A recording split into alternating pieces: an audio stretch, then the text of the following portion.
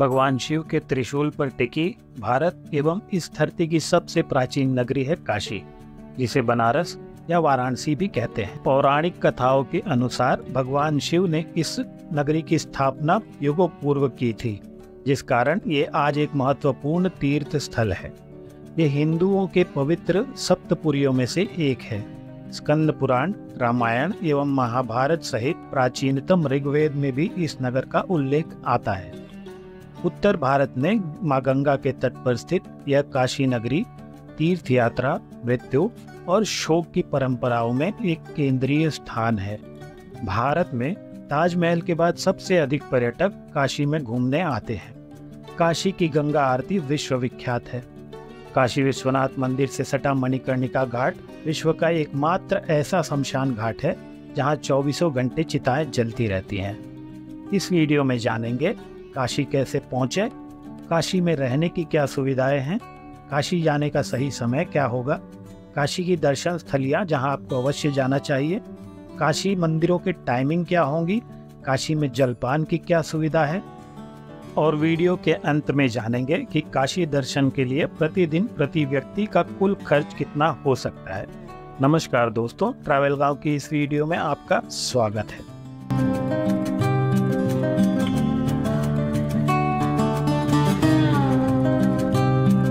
सर्वप्रथम बात करते हैं कि काशी कैसे पहुंचे। अगर नज़दीकी रेलवे स्टेशन की हम बात करें तो Kashi railway station, Varanasi city railway station, Varanasi junction और बनारस, ये चारों रेलवे स्टेशन है जो 3 से 4 किलोमीटर के डिस्टेंस पर लोकेटेड हैं।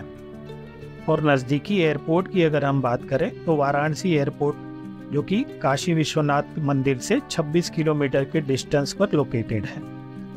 भारत के सभी प्रमुख रेलवे स्टेशनों से वाराणसी जंक्शन के लिए आपको इजीली रेलवे कनेक्टिविटी देखने को मिल जाएगी। और अगर आपका बजट ठीक है तो आप बाय एयर भी वाराणसी तक पहुंच सकते हैं।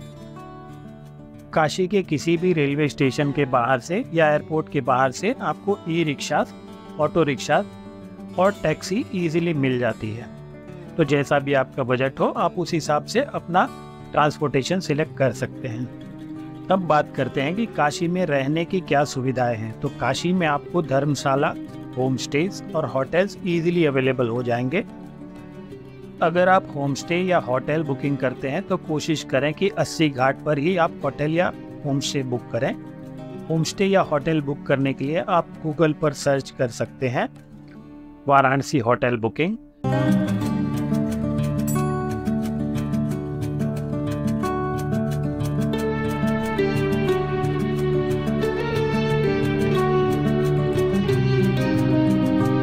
या फिर आप गूगल मैप्स पर जा सकते हैं और वाराणसी धर्मशाला टाइप करेंगे तो आपको सारे धर्मशालाओं का लोकेशन भी देखने को मिल जाएगा। तो आप अपने बजट और अपने सुविधा के अनुसार धर्मशाला बुक कर सकते हैं। धर्मशाला तो आपको बहुत सस्ते में मिल जाएंगे। बात करें अगर होम स्टे की तो होम स्टे 500 से लगाकर 2-2.5 हज़ार रुपये पर डे तक चार्ज करते हैं। अच्छे से अच्छा होम स्टे आपको मिल जाएगा। और होटल भी आपको 1000 से 1500 रुपये से स्टार्ट होता है। और जितना भी आपका बजट हो 20,000 25,000 आपके रेंज में वो इजीली अवेलेबल हो जाता है। तो जैसा भी आपका बजट हो उस हिसाब से आप धर्मशाला, होम स्टे या होटल में रूम बुक कर सकते हैं। अब बात करते हैं कि काशी दर्शन के लिए सही समय क्या होगा। वैसे तो आप 12 महीने में किसी भी समय काशी दर्शन के लिए जा सकते हैं, मगर ठंडी का मौसम जो होता है, विंटर सीजन, वो बेस्ट टाइम है। अक्टूबर से मार्च के बीच में आप काशी दर्शन के लिए जा सकते हैं। वहाँ पर बहुत ही सुखद अनुभव होगा आपको। सबसे महत्वपूर्ण बात, ऐसी कौन सी दर्शन स्थलियाँ हैं जहाँ आपको अवश्य ही जाना चाहिए। 12 ज्योतिर्लिंग में से एक भगवान शिव का 9वां ज्योतिर्लिंग यानी काशी विश्वनाथ मंदिर, काशी का श्री विश्वेश्वर ज्योतिर्लिंग भगवान शिव का 9वां ज्योतिर्लिंग है। यह मंदिर बहुत ही प्राचीन है। तो सर्वप्रथम आपको श्री काशी विश्वनाथ के दर्शन करने चाहिए। ध्यान रखें कि आपको मोबाइल, कैमरा, यहाँ तक कि स्मार्ट वॉच पहनकर भी अंदर जाना अलाउड नहीं है। तो आप काशी विश्वनाथ मंदिर के आसपास की किसी भी फूल प्रसाद की दुकान पर फूल प्रसाद खरीद सकते हैं और वहाँ पर फ्री लॉकर की सुविधा अवेलेबल होती है, जहाँ आप अपने मोबाइल और गैजेट्स को सेफली रख सकते हैं। और जब आप लौट कर आते हैं तो वहाँ से आप अपने मोबाइल और गैजेट्स को ले सकते हैं। बात करें अगर टाइमिंग्स की, तो काशी विश्वनाथ मंदिर सुबह 4 बजे से 11 बजे तक खुला रहता है और दोपहर 12 बजे से लेकर शाम 7 बजे तक खुला रहता है। अगर आप लाइन नहीं लगाना चाहते हैं और भीड़ भड़क्का से दूर रहना चाहते हैं तो मैं सजेस्ट करूंगा सुबह 4 बजे से 5 बजे के बीच में आप दर्शन करने जाइए। सुबह 4 से 5 के बीच में कोई लाइन नहीं होती है, आपको सीधे दर्शन हो जाएंगे भगवान विश्वेश्वर के।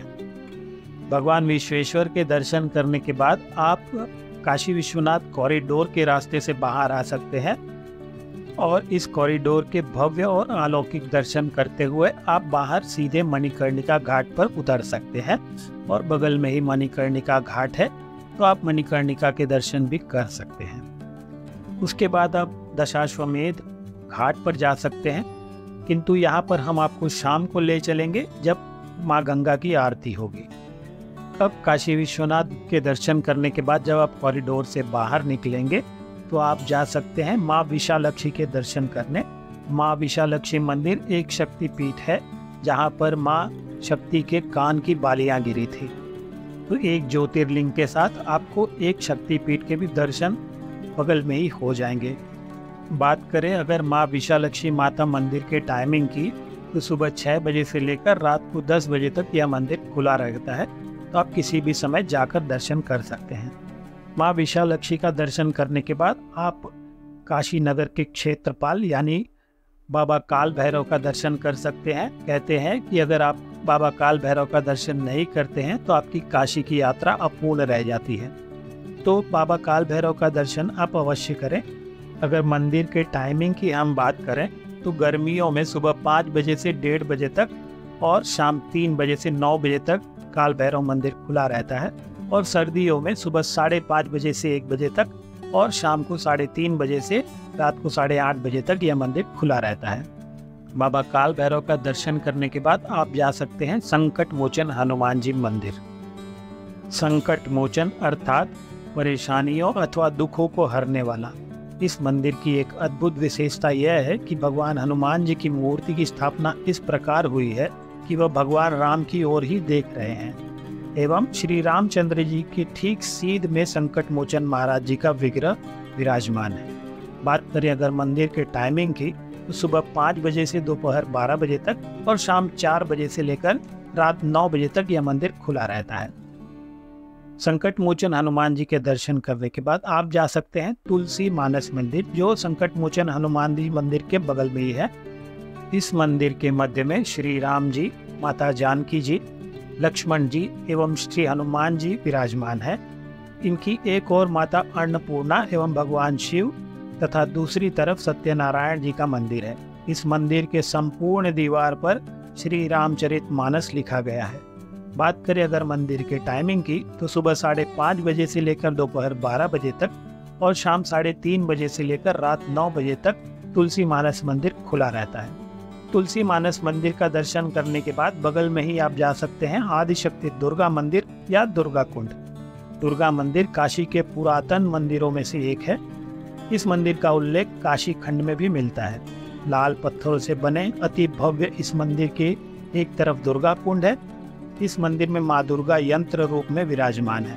इस मंदिर में बाबा भैरवनाथ, माँ लक्ष्मी जी, माँ सरस्वती जी एवं माता काली का अलग अलग विग्रह अलग अलग स्थान पर विराजमान है। बात करें अगर मंदिर के टाइमिंग की, तो सुबह 4 बजे से लेकर दोपहर 1 बजे तक और शाम 3 बजे से लेकर रात 8 बजे तक यह मंदिर खुला रहता है। अगर सुबह 4 या 5 बजे आपने अपनी यात्रा शुरू की है तो ये सारे दर्शन करने के बाद दोपहर हो जाएगा। तो दोपहर में खाने पीने के बहुत सारे ऑप्शंस आपको मिल जाएंगे। तो ये कुछ फास्ट फूड और रेस्टोरेंट के ऑप्शन मैं आपको बता रहा हूँ। फास्ट फूड के लिए आप जा सकते हैं वीणा चाट भंडार, जो दोपहर 2 बजे से रात 10 बजे तक खुला रहता है, या काशी चाट भंडार जो दोपहर 1 बजे से रात 10 बजे तक खुला रहता है। अगर आप प्रॉपर लंच करना चाहते हैं तो दशाश्वमेध घाट के पास ही है होटल उडुपी टू मुंबई, या फिर अगर आप काशी विश्वनाथ कॉरिडोर से बाहर आते हैं तो वहाँ पर भी ये होटल उडुपी टू मुंबई है। तो आप जहाँ भी चाहे वहाँ पर भोजन कर सकते हैं।